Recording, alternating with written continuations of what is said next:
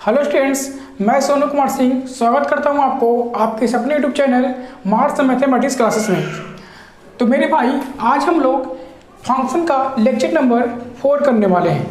Lecture 1, 2, 3 पहले से ही YouTube पर अपलोड है, जाकर उसे प्लेलिस्ट में देख लीजिए। ओके, उसके बाद लेक्चर नंबर 4 को आप देखिएगा, बिल्कुल समझ में आएगा मेरे भाई। ओके, तो आज का सेशन बहुत ही इम्पोर्टेंट होने वाला है। और क्यों इम्पोर्टेंट होने वाला है? क्योंकि आज हम लोग सीखने वाले हैं डोमेन, कोडोमेन एंड रेंज, जिससे कि IIT JEE में और एडवांस में फंक्शन से अगर क्वेश्चन आता है तो मैक्सिमम क्वेश्चन डोमेन और रेंज से ही होते हैं। डोमेन और रेंज से ही होते हैं मैक्सिमम क्वेश्चन। ठीक है, तो आज का सेशन को आप अच्छे ढंग से देखो, क्योंकि फंक्शन का मेन कड़ी यहीं पे मिलेगा आपको। ठीक है, कोडोमेन, डोमेन एंड रेंज से ही। ठीक है, तो चलिए सेशन को शुरू करते हैं। तो सबसे पहला बात करेंगे हम लोग कि डोमेन को। ठीक है, कि ये डोमेन क्या होता है, ये डोमेन क्या होता है। तो देखिए, डोमेन क्या होता है कि if F such that A tends to B, तो इसे हम क्या बोलेंगे कि if a function F from A to B is defined, is क्या defined, then the set A is called the domain of F. क्या कहलाएगा? सेट ए कोई फंक्शन एफ का डोमेन कहलाएगा। And it is denoted by, क्या? DF। क्या करते हैं? इसे हम डिनोट करते हैं DF से, डिनोट करते हैं डोमेन को। चलिए फिर से रीड करेंगे हम लोग। क्या कह रहा है कि यदि कोई फंक्शन f a से b में, यदि कोई फंक्शन f a से b में डिफाइन है, डिफाइन है कहने का मतलब ये हुआ कि वो वैलिड है। फंक्शन क्या है? वो वैलिड है। मतलब वो जैसे कि मैपिंग के आधार पे आप ये जानते हो कि कोई भी f फंक्शन कब होगा, जब सेट A का यूनिक इमेज सेट B में होना चाहिए। ठीक है, तो फंक्शन को कैसे डिफाइन करते हैं, कैसे उसको चेक कर लेते हैं, कैसे 5 सेकंड में आप बता सकते हैं कि ये फंक्शन होगा या फिर ये फंक्शन नहीं होगा, ये सब ही पिछले 3 लेक्चर में यही सब है मेरे भाई। ठीक है, तो आप उससे पहले देख लो, उसके बाद ही यहाँ पे लेक्चर नंबर 4 देखना, तो एक भी प्रॉब्लम नहीं होगा।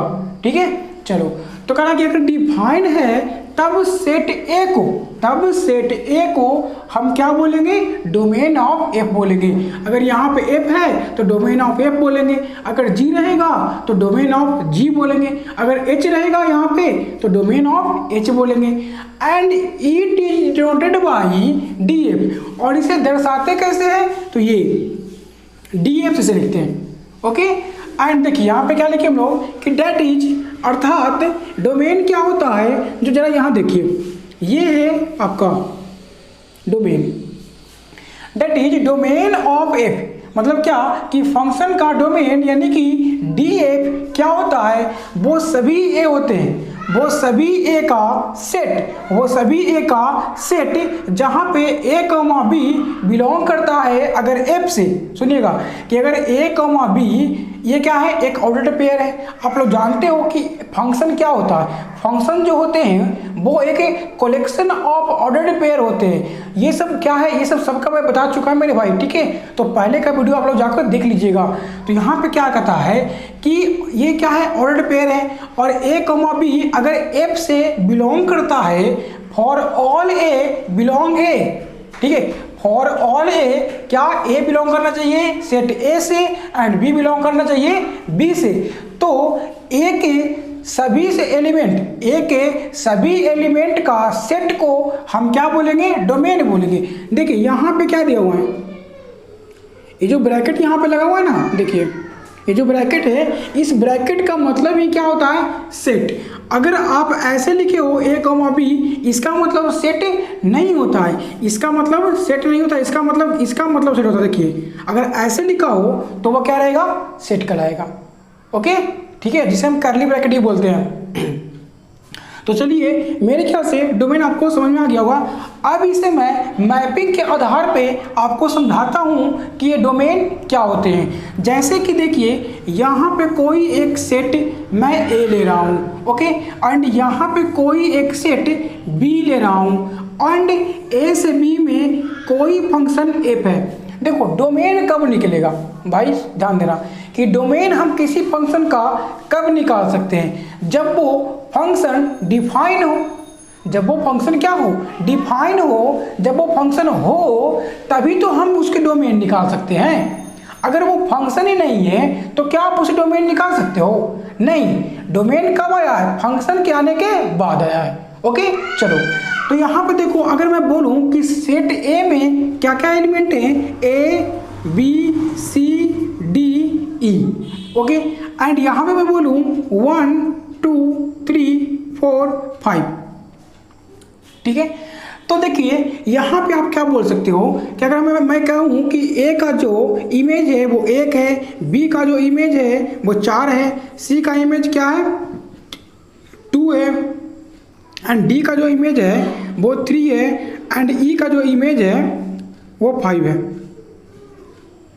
ठीक है। तो सबसे पहले क्या करेंगे कि सबसे पहले आप इसमें देखिए कि क्या ये फंक्शन है। तो फंक्शन चेक करने का तरीका मैंने बताया था ना, क्या बताया था कि सेट ए का सभी एलिमेंट का यूनिक इमेज सेट बी में होना चाहिए। तो देखिए, तो ए का सिर्फ 1 के अलावा कोई और इमेज है क्या, तो बोलिएगा नहीं। अगर बी का 4 के अलावा कोई और इमेज नहीं है, सी का 2 के अलावा और कोई बिल्कुल नहीं, डी का 3 के अलावा और कोई नहीं, ई का 5 के अलावा और कोई नहीं। तो ये क्या हुआ कि एक तो फंक्शन है। अब ये फंक्शन है तो इसका डोमेन जरूर होगा, एंड रेंज भी होगा, एंड कोडोमेन भी होगा। तो पहले हम बात करेंगे डोमेन के बारे में। तो डोमेन कौन सा होगा, क्या बोला यहाँ पर देखिए, अगर मैं इसे ऑर्डर पेयर के रूप में लिखूं तो ये क्या हो जाएगा कि एफ इज इक्वल टू क्या हो जाएगा, एक किसके साथ बनाना ऑर्डर पेयर, 1 के साथ। तो ए कॉमा क्या हो जाएगा 1। ये बी देखिए, बी किसके साथ बना रहा है, बी बना रहा है 4 के साथ, ठीक है। तो बी में कर देंगे क्या 4 के साथ। सी क्या कर रहा है 2 के साथ में, तो सी करेंगे 2 के साथ। एंड देखिए डी क्या कर रहा है 3 के साथ में, तो डी कर देंगे 3 के साथ में। एंड ई क्या कर रहा है 5 के साथ में, तो हम करेंगे यहाँ पे ई को 5 के साथ में। देखिए, तो यहाँ पे जो ये एफ है ये क्या है, एक फंक्शन है। ये जो एफ है वो क्या है, एक फंक्शन है। आप लोग जानते हो कि एफ क्या होते हैं, collection of ordered pair. Collection of क्या, ऑर्डर्ड पेयर। ये सभी ऑर्डर्ड पेयर हैं, ये क्या और क्या क्या ये कलेक्ट किया, तो वही तो फंक्शन है। इसका मतलब क्या हो रहा है कि अगर ए को आप एफ में डाल रहे हो तो क्या मिला है, 1 मिला है। बी को एफ में डाले हो तो क्या मिला है, 4 मिला है। तो कुछ ऐसा मिला। और देखिए, और यही तो बोला है कि जो एफ है ना वो क्या होगा, ए होगा। कब, जब ए कमा भी बिलोंग करेगा एफ से, तो वो सभी ए का क्या, सेट। तो सभी ए का सेट, इसका मतलब यहाँ पर जो भी रहेगा इसके जगह पर वो सभी क्या कहलाएंगे, डोमेन कहलाएंगे। तो अगर हम मैं यहाँ पर डी एफ के बारे में बात बोलूँ तो क्या हो जाएगा, देखिए ए ये हो जाएगा ना ए, फिर हो जाएगा बी, फिर हो जाएगा सी, एंड डी, एंड क्या ई। मतलब आप कह सकते हो कि डोमेन क्या होता है, तो ऑर्डर्ड पेयर का एक्स कोऑर्डिनेट, ठीक है। आप क्या कह सकते हो कि ऑर्डर्ड पेयर का एक्स कोऑर्डिनेट जो होते हैं वो क्या होते हैं, डोमेन होते हैं, ओके। और आप ये भी कह सकते हो कि जितने भी प्री इमेज होते हैं ऑफ सेट बी का, ऑफ सेट बी का, सेट बी के सभी एलिमेंट का प्री इमेज का सेट क्या कहलाता है, डोमेन कहलाता है, ओके। और यहां से आप देखोगे तो क्या डायरेक्टली यहां पता चलेगा कि ए बी सी डी ई ये सभी क्या हो गया, डोमेन हो गया। देखिए यही क्या कहलाता है, क्या कहलाता है, डोमेन, ओके। ये क्या कहलाता है भाई, डोमेन कहलाता है, ठीक है। कि जब भी ए से बी में अगर कोई फंक्शन है तो सेट ए के सभी एलिमेंट का सेट को क्या कहेंगे हम लोग, डोमेन कहेंगे, ओके। क्या कहेंगे, डोमेन कहेंगे। चलिए थोड़ा सा और मैं इसे अच्छा से करता हूं।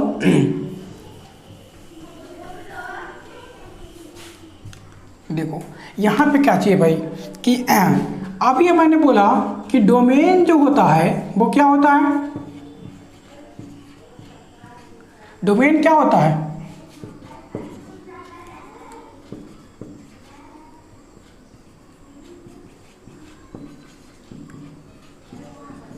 X coordinate of ordered pair,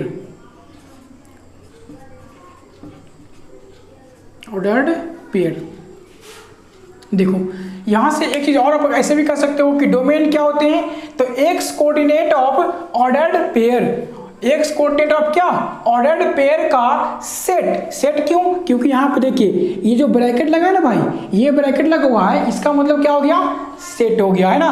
तो डोमेन को आप ऐसे ही बोल सकते हो कि एक्स कोऑर्डिनेट ऑफ क्या, ऑर्डर्ड पेयर, ऑर्डर्ड जितने भी ऑर्डर्ड पेयर बनेंगे उसके एक्स कोऑर्डिनेट का सेट को हम डोमेन कह सकते हैं। ठीक है, अगर एक बात से और आप देखो यहाँ से, तो आप ऐसे भी बोल सकते हो कि जो डोमेन क्या होता है, डोमेन क्या होता है, सेट ऑफ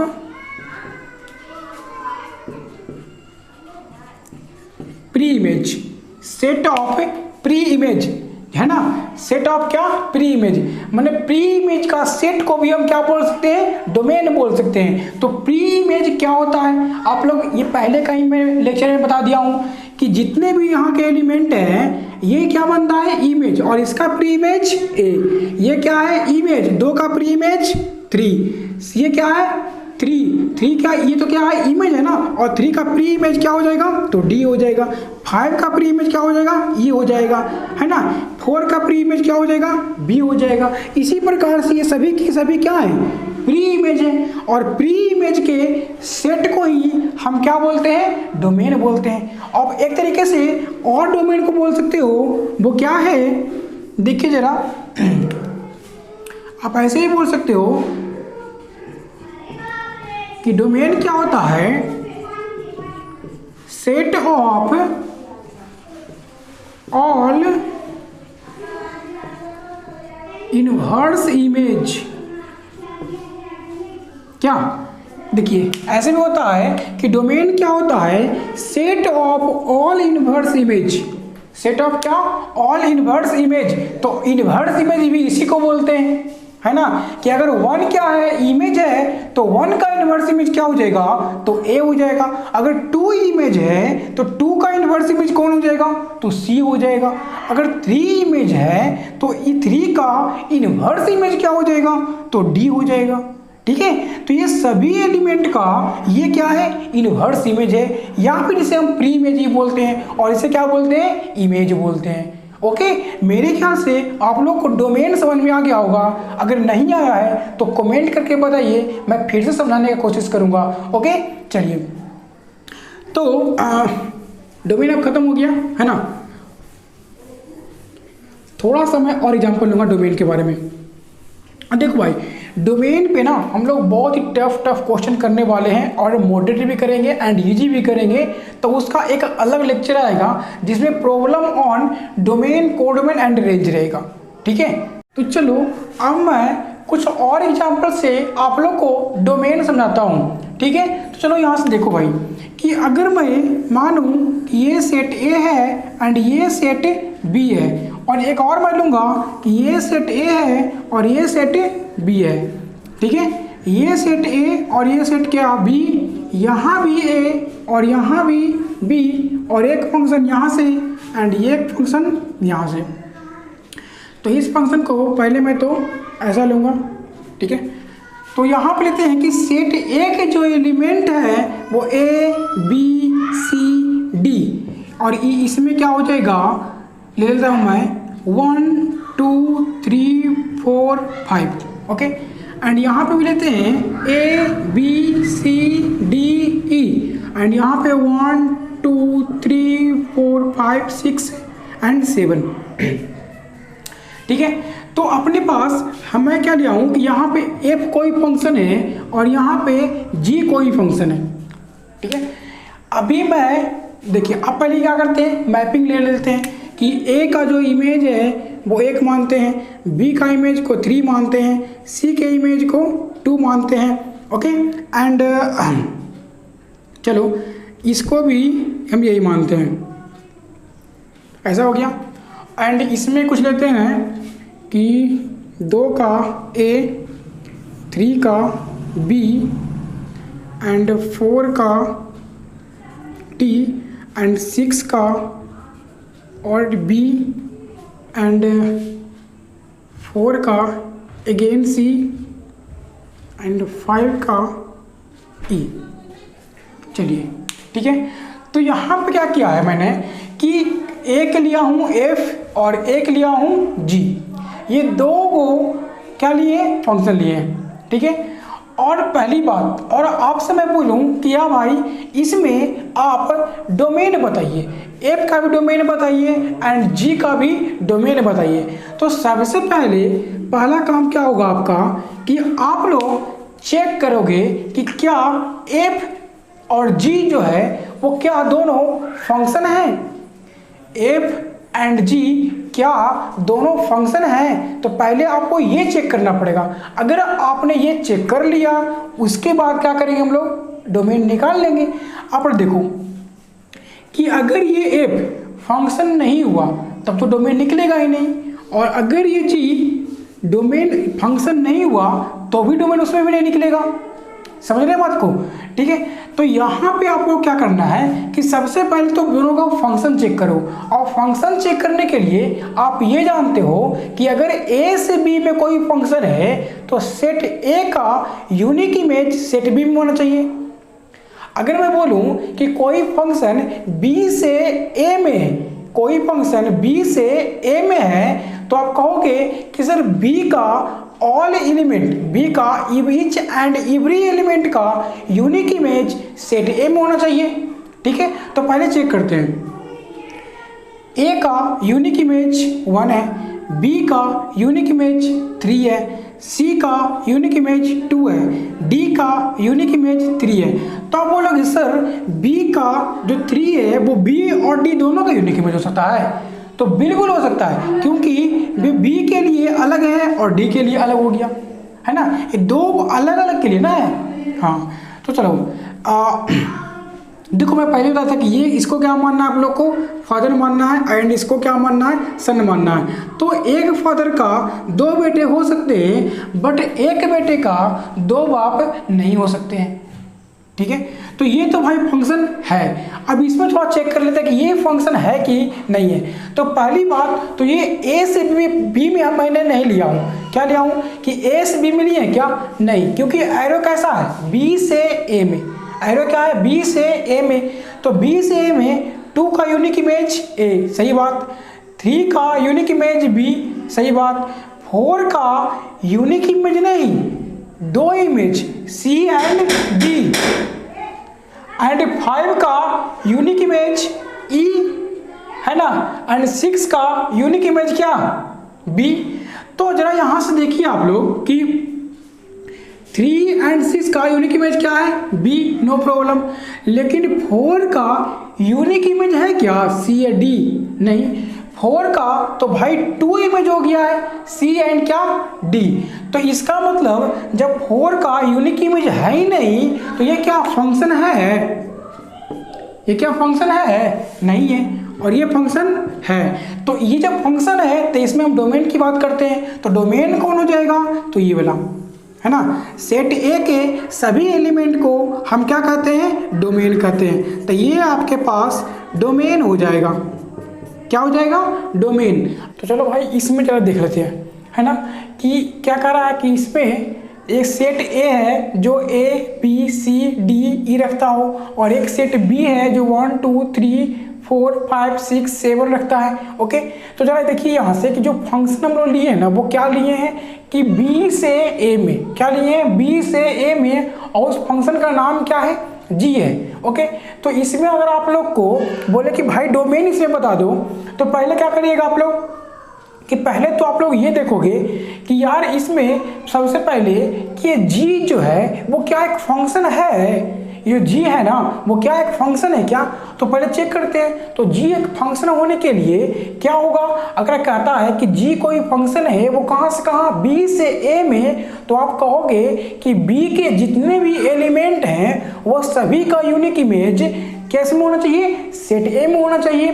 तो चलो शुरू करते हैं। देखिए जरा 1 2 3 4 5 6 7 एक का यूनिक इमेज है क्या? नहीं। तो चलो भाई सब शुरू में ही मिल गया कि एक का यूनिक इमेज नहीं है, इसका मतलब ये फंक्शन तो भाई होगा ही नहीं। और जब ये फंक्शन ही नहीं होगा तो क्या आप इसी का डोमेन निकाल सकते हो? नहीं निकाल सकते मेरे भाई। तो इसका डोमेन नहीं निकलेगा। अगर मैं इसे फंक्शन बना दूं तो डोमेन कैसे लिखाएगा? जैसे देखो मैं ए से 1 का करता हूं क्या, एक साथ में, एंड यहाँ पे देखो कि 4 का क्या है कि 2 इमेज बन रहा है। इसका मतलब कि भाई ऐसे ही फंक्शन नहीं हो रहा है। तो पहले मैं क्या करूँगा, इसको मैं मिटा देता हूँ। अब देखो कि 4 का क्या है, एक इमेज बन गया। अब 7 का बच गया तो 7 को क्या करते हैं हम, डी से कर देते हैं। तो अब जरा देखिए कि 1 का यूनिक इमेज ए है, 2 का यूनिक इमेज भी ए है, 3 का यूनिक इमेज बी है, 4 का यूनिक इमेज सी है, एंड 5 का यूनिक इमेज कितना है, ई, एंड 6 का ऑल्सो बी, एंड 7 का डी। तो अब सबका यूनिक इमेज आ चुका है। तो आप बोल सकते हो कि जी जो है ना, जो फंक्शन जी है उसका डोमेन क्या होगा? तो उसका डोमेन क्या होगा, सेट बी के सभी एलिमेंट है ना। तो क्या लिखोगे डोमेन 1 2 3 4 5 6 7 ये सभी का जो सेट होंगे वो क्या कहलाएंगे, इसका डोमेन कहलाएगा। ओके, और ये तो हो ही गया था। चलो तो अब हम लोग पढ़ते हैं कोडोमेन कि कोडोमेन क्या है। ओके चलिए, तो अब देखिएगा कोडोमेन के बारे में कि कोडोमेन क्या होता है। ठीक है, तो कोडोमेन देखिए क्या होता है कि if such that A tends to be, इसको क्या पढ़ेंगे हम लोग कि if a function from A to B is defined then the set B is called the domain. Codomain क्या कहलाएगा, कोडोमेन कहलाएगा। कौन कहलाएगा, सेट बी कहलाएगा। देखिए एफ कोई अगर फंक्शन है जो कि ए से क्या है, बी में, ए से क्या है, बी में, तो क्या कहलाएगा कि set B is called the codomain of क्या, फंक्शन, यानी कि F, and it is denoted by C F. क्या करेंगे इसको लिखेंगे हम लोग, सी एफ से लिखेंगे। जैसे कि मैं बोलूँ दैट इज, ऐसे कर दूं कि कोई फंक्शन एफ है जो क्या हो, ए से बी में डिफाइन है। क्या है, ए से बी में डिफाइन है। तो इस पूरे सेट जो बी है ना, बी के सभी एलिमेंट को सेट में रखेंगे और उस सेट को हम लोग बोलेंगे कोडोमेन। ओके, क्या बोलेंगे इसको हम, कोडोमेन बोलेंगे। जैसे कि मैं आप लोग को सुनाता हूँ मैपिंग के थ्रू। जैसे कि ये देखो कि ये कोई सेट ए है एंड ये कोई सेट बी है, और ये ए से बी में क्या है, कोई फंक्शन एफ है। और अगर सेट ए की एलिमेंट की बात करूं तो मैं मानता हूं कि यहाँ पे क्या है, कि यहाँ पे ए बी सी डी है। ओके, एंड बी का बात करूं मैं कि सेट बी का एलिमेंट क्या है, तो 1 2 3 4 5। ओके, मैं बोलूं कि ए का जो यूनिक इमेज है वो 1 है, 2 का यूनिक इमेज है जो 2 है, सी का यूनिक इमेज 5 है, एंड डी का यूनिक इमेज 3 है। ओके, तो सबसे पहले आप ये बताओ कि पहले मैं इसे क्या करूँगा, फंक्शन चेक करूँगा कि ये क्या फंक्शन है क्या।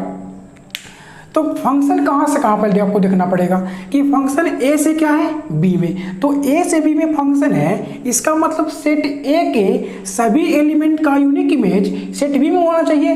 तो ए का यूनिक इमेज 1 है, बी का यूनिक इमेज 2 है, सी का यूनिक इमेज 5 है, डी का यूनिक इमेज 3 है। इसका मतलब कि जो एफ है ना, ये तो फंक्शन डिफाइन हो गया, फंक्शन डिफाइन हो गया। तो यही तो बोलता है कि अगर कोई फंक्शन एफ है जो ए से बी में डिफाइंड है, वो क्या है, डिफाइन है, देन उसके बाद the set B is called the codomain. अगर ऐसा डिफाइन है तो सेट बी को हम क्या बोलेंगे, कोडोमेन बोलेंगे। यही तो बोल रहा था। एंड क्या लिखते हैं इसको हम, सी एफ से लिखते हैं। तो मैं यहाँ बोलूँ कि सेट बी जो है वो पूरा का पूरा क्या कहलाएगा, कोडोमेन कहलाएगा,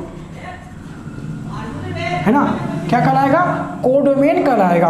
एंड देखो अब इसे लिखोगे कैसे करके, तो यहाँ से आप देखोगे कि लिखोगे क्या, सी एफ और यहाँ पे जो कोडोमेन है ना वो क्या क्या एलिमेंट है, तो 1 2 3 4 एंड क्या 5।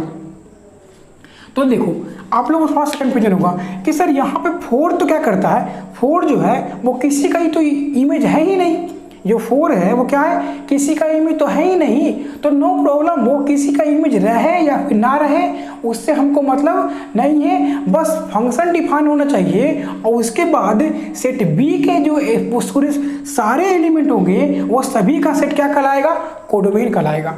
ओके, क्लियर हो गया आप लोगों को? ठीक है, अगर मैं इसमें डोमेन की बात करूं तो डोमेन कौन होगा, ए बी सी डी, ये क्या कहलाएंगे डोमेन, ये क्या कहलाएंगे कोडोमेन। ओके, समझे ना? चलो ठीक है, मेरे ख्याल से समझ में गए। अगर देखो अगर इस पे भी अगर 4 जो था वो किसी और का यूनिक इमेज होता, अगर सपोज यहाँ मान लो कि ये ई है, क्या है ये, एक और मैं लगा दूँ यहाँ पे ई, और ई का जो यूनिक इमेज क्या है 4 है, तो भी क्या होगा यार, ये कोडोमेन में शामिल होगा। ठीक है, तब भी ये क्या होगा, कोडोमेन में शामिल होगा। क्लियर है? मेरे ख्याल से आप लोग को क्लियर हो चुका होगा।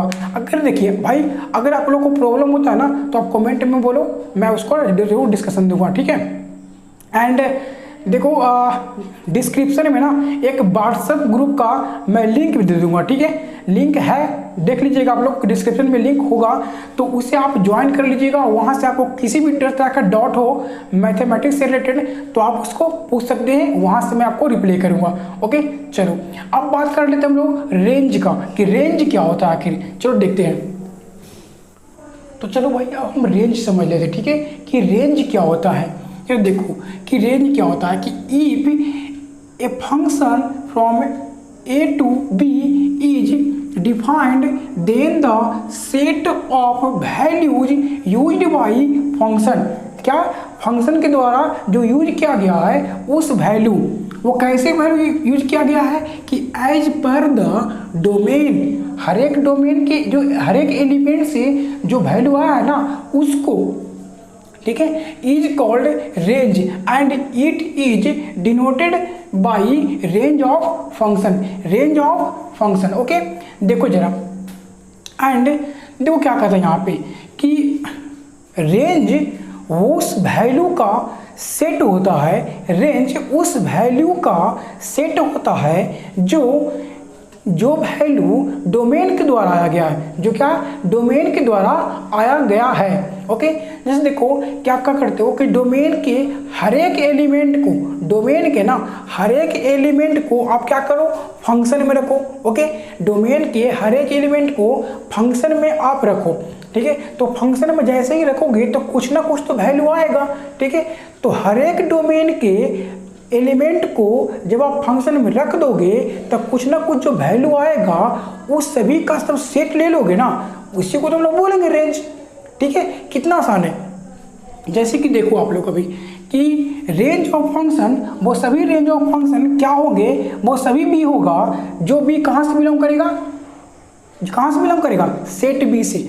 जब ए से बी में कोई फंक्शन डिफाइन है तो सेट बी के एलिमेंट ही रेंज कहलाएगा।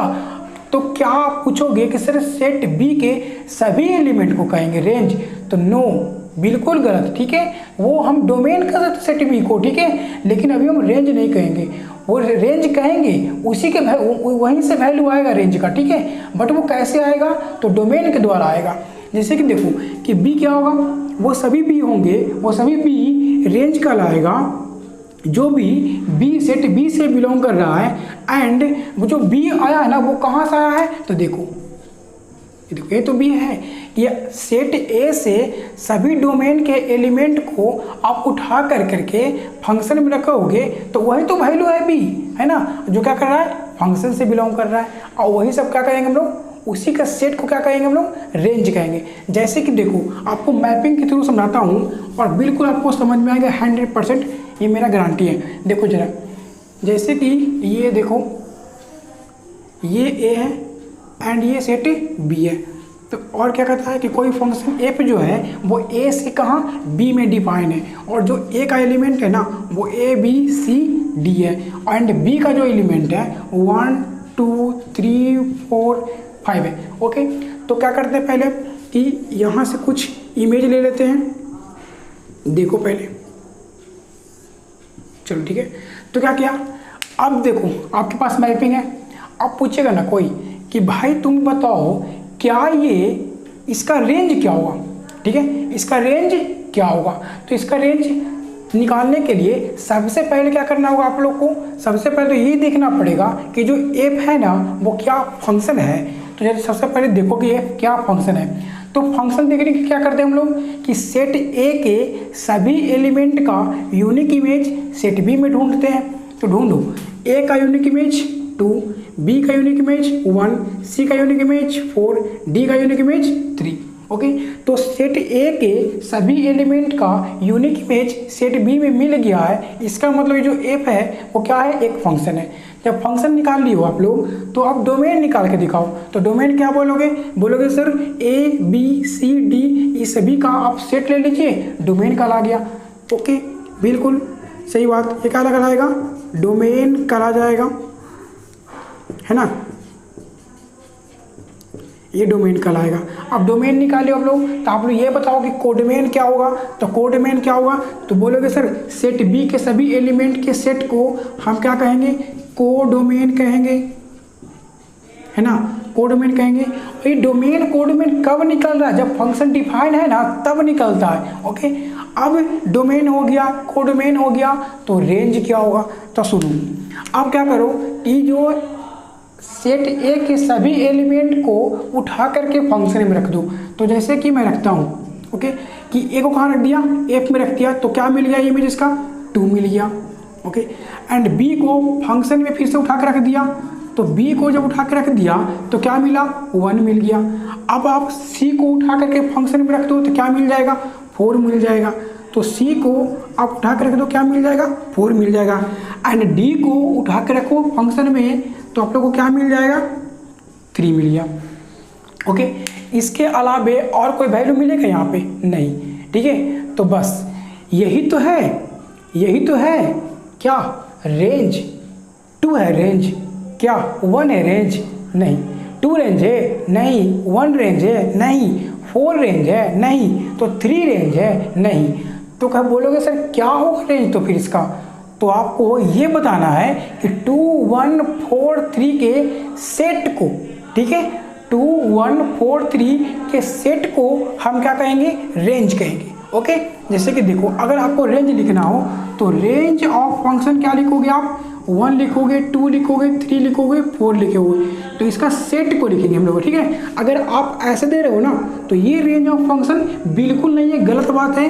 अगर आप सेट में लिख रहे हो तब ये सही बात है, तभी क्या होगा, रेंज होगा। तो देखो ये चीज़ 2 2 1 4 3 कहाँ से आया है, तो डोमेन से।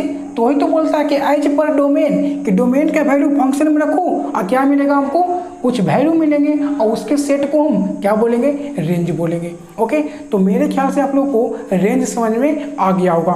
ओके, चलो तो मैं इसे मिटाता हूँ।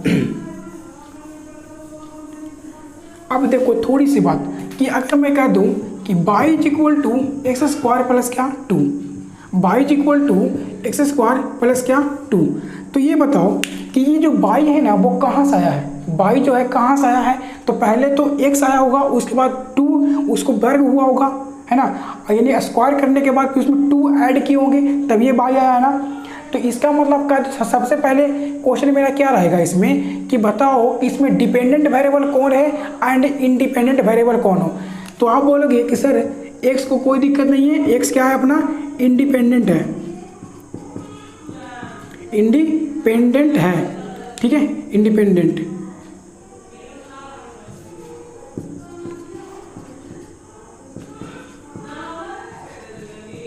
इंडिपेंडेंट है। और बोलोगे कि सर डिपेंडेंट कौन होगा, तो y क्या है, डिपेंडेंट है। तो क्या था कि जो बंदा जो क्या है, जो खुद पर डिपेंड ना हो, जो ये y क्या है, डिपेंड है खुद पर, बिल्कुल नहीं। जब x जो आया होगा उसके बाद उसको स्क्वायर करने पर 2 ऐड किए होंगे तब ना y आया होगा। इसका मतलब y क्या है, डिपेंडेंट वेरिएबल है। तो डिपेंडेंट है तो किस पे डिपेंडेंट है, तो x पर डिपेंडेंट है। और x क्या है, तो इंडिपेंडेंट है। तो सबसे पहली बात कि ये हो गया इंडिपेंडेंट और ये क्या हो गया, डिपेंडेंट। तो अब आप ये कह दो कि डोमेन क्या होता है, ध्यान से सुनिएगा, ठीक है, कि डोमेन क्या होता है, तो कहोगे आप इंडिपेंडेंट वेरिएबल का all possible value, independent variable का ऑल पॉसिबल वैल्यू का सेट को क्या कहेंगे हम लोग, डोमेन कहेंगे। क्लियर हुआ कि इंडिपेंडेंट वेरिएबल के all values, all possible values के सेट को हम क्या कहेंगे, तो डोमेन कहोगे। एंड डिपेंडेंट वेरिएबल के ऑल पॉसिबल वैल्यू को आप रेंज बोलोगे। यानी इस कहने का मतलब क्या हुआ कि अगर आप x का वैल्यू निकालते हो तो क्या निकलता है, वो डोमेन निकलेगा। अगर x का वैल्यू निकालोगे ना तो क्या निकलेगा, डोमेन। एंड y का वैल्यू निकालोगे आप तो क्या निकलेगा, वो रेंज निकलेगा।